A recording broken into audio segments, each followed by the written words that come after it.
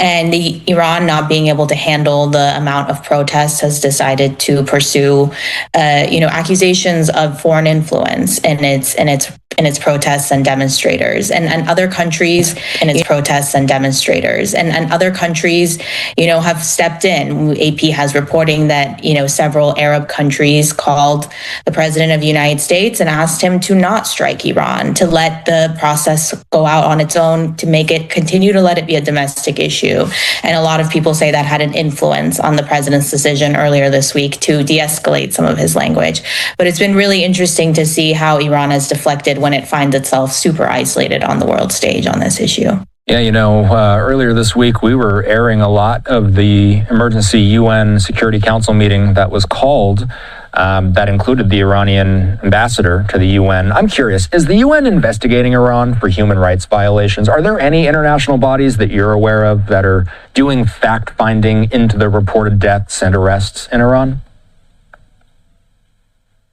Few international organizations that has a footprint inside Iran. As you know, international journalists like myself and others are not able to freely report from the country. So we really rely on organizations like the UN or activists and human rights groups to be able to even tell us how many people have been killed in the past few weeks.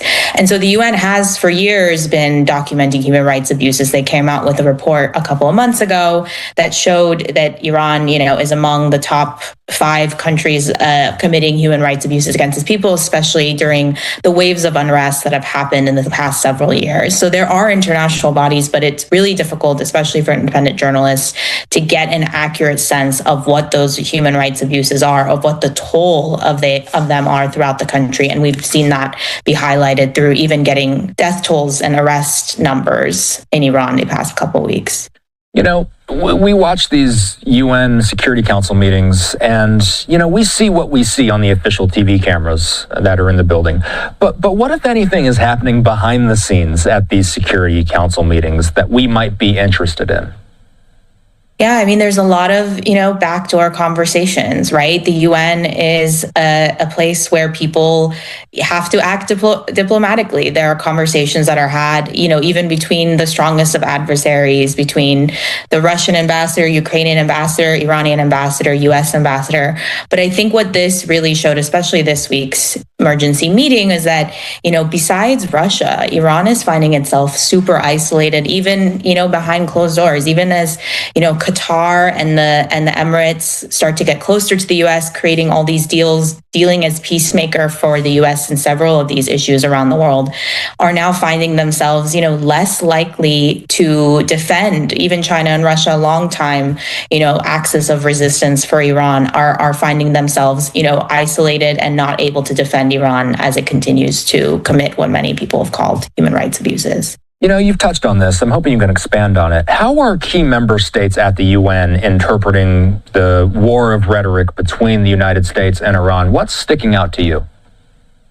I think it's interesting, right? I think after the 12-day war between Israel and Iran in June, which saw the U.S. bombing of several nuclear facilities, there's been just a reconfiguration of the Middle East and who are allies and who are adversaries, right? We've seen just the turnaround story for Syria as far as the fall of Assad and how the U.S. has taken on recognizing Syria and its president.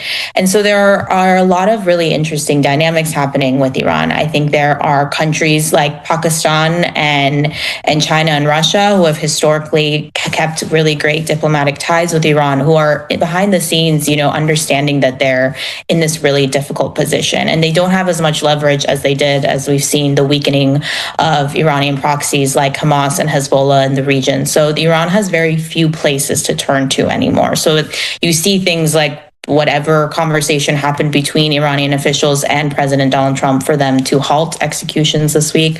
It's unclear what led up to that. It's unclear if they will maintain that promise to the president. But it has been interesting to see that they have been weakened by the 12-day war, and just sanctions for decades have caught up to the country, and it's now having to face unrest within its own people. So who would you consider to be Iran's top allies at the UN?